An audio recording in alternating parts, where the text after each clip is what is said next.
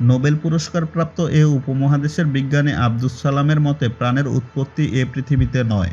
তিনি এটা প্রমাণের চেষ্টায় আত্মনিয়োজিত ছিলেন জীবনের শেষ অবধি। তাদের এই উক্তিদ্বয় পবিত্র কুরআনে বর্ণিত তথ্যের সঙ্গে সামঞ্জস্যপূর্ণ। প্রথম মানবী জান্নাত বা বেহেশত নামীয় প্রাণসজীব ভিন্ন এক জগৎ হতে সুনির্দিষ্ট কারণে এ পৃথিবীতে আগমন করেছিলেন। এ মহাবিশ্বে প্রথম মানুষ কোথায় কিভাবে সৃষ্টি হলেন তার সঠিক সমাধান জ্ঞান বিজ্ঞানে আজও নেই। এ বিষয়ের সমাধানকল্পে অনেক মতবাদের জন্ম হয়েছে।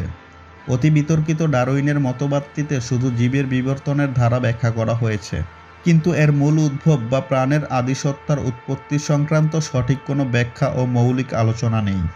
পক্ষান্তরে প্রাণের উৎস ও মানব জীবনের উদ্ভব নিয়ে বৈজ্ঞানিক গবেষণা অব্যাহত থাকলেও এর যথার্থ সমাধান বা সর্বজনগ্রাহ্য কোনো তথ্য তারা দিতে পারেননি আজও। তবে ঐশী গ্রন্থ পবিত্র কুরআনে এ বিষয়ে বর্ণনা অত্যন্ত সুস্পষ্ট। একটি মাত্র প্রাণ থেকে বহু প্রাণের সৃষ্টি। শুরু থেকে প্রত্যেক প্রাণী জোড়ায় জোড়ায় তৈরি।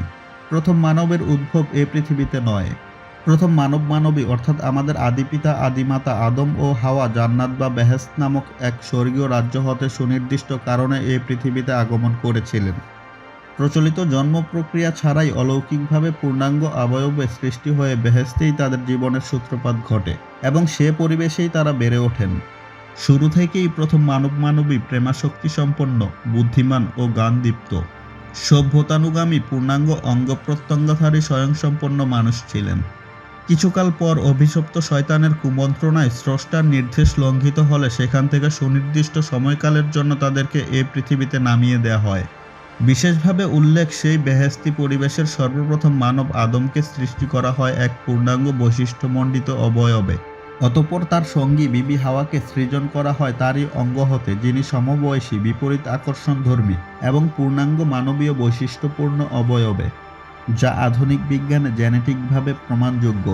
উল্লেখ থাকে যে প্রথম মানবী আদম ও হাওয়া দুজনই ওই বেহেশতে অবস্থানের কিছুকাল পর ওখান থেকে তাদের নামিয়ে দেয়া হয় পৃথিবীতে, দুজন বিচ্ছিন্নভাবে। এই পৃথিবীতে তাদের প্রথম নির্বাসিত জীবন শুরু হয় একা একা। আদি আবাসস্থল হারিয়ে পৃথিবীতে এসে একে অপরকে না পেয়ে বিরহ বেদনায় ও একাকিত্বে দুজনেই বড় ব্যাকুল হয়ে পড়েন। এমন হৃদয় বিদারক অবস্থায় চরম ব্যাকুলতার মাঝে একে অপরকে খুঁজতে থাকেন দিক বিদিক। কিছুকাল পর তাদের একে অপরের সাথে মিলন ঘটে। হযরত আদম আলাইহিসসালাম বেহেশত থেকে বেশ কয়েকটি জিনিস এনেছিলেন পৃথিবীতে। এর মধ্যে বিশেষভাবে উল্লেখযোগ্য হল হাজরে আসওয়াদ নামে একটি পাথর, যা মক্কার কাবাগৃহে সংরক্ষিত। তাছাড়া বৃক্ষের পাতা ও ফুল, আশ নামক বৃক্ষের ডাল বা লাঠি, চন্দন গাছ, বিভিন্ন ফলদায়ক বৃক্ষ প্রভৃতি। তিনি পৃথিবীতে এসে সর্বপ্রথম কুল খেয়েছিলেন বলেও বিভিন্ন সূত্র থেকে জানা যায়। বেহেশতেই প্রথম মানব হযরত আদম জ্ঞানের প্রথম পাঠ গ্রহণ করেন। ফলে তখন থেকেই তার মন মস্তিষ্কে সব বিষয়ে জ্ঞানের অবতারণায় বুদ্ধি ও চেতনাদীপ্ত হয়ে তাতে বিশেষ জ্ঞানানুশীলন প্রক্রিয়ার সূত্রপাত ঘটে। এতে বোঝা যায় মানুষ জন্মসূত্রেই জ্ঞানসিদ্ধ, স্মৃতিময় ও বুদ্ধিপ্রাপ্ত হওয়ার যোগ্যতা অর্জন করে।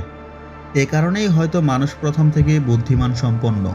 পক্ষান্তরে মানব মস্তিষ্কে জ্ঞানের মূলধন ডাউনলোড করা আছে বলেই প্রত্যেক মানুষের জ্ঞানার্জন ও বিকাশের ধারা সৃষ্টি হয়।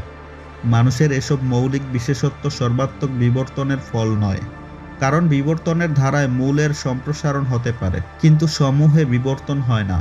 অর্থাৎ মূল থেকে উচ্চারিত হয়ে বিবর্তনের সূত্রপাত হলেও মূলের মৌলিকত্ব বজায় থাকে। এজন্যই অন্যান্য প্রাণীকুলের চেয়ে মানুষের মন সবচেয়ে সচেতন, জ্ঞানানুসন্ধিত, সুপ্রবণ, প্রচুর আবেগ অনুভূতি সম্পন্ন, সভ্যতানুগামী, জ্ঞান বিজ্ঞান ও সৃজনশীলতায় বিচার বিবেচনা শক্তির অধিকারী বা অন্যান্য প্রাণী থেকে অনেক উন্নত, অন্যান্য প্রতিভার অধিকারী ও মেধাসম্পন্ন।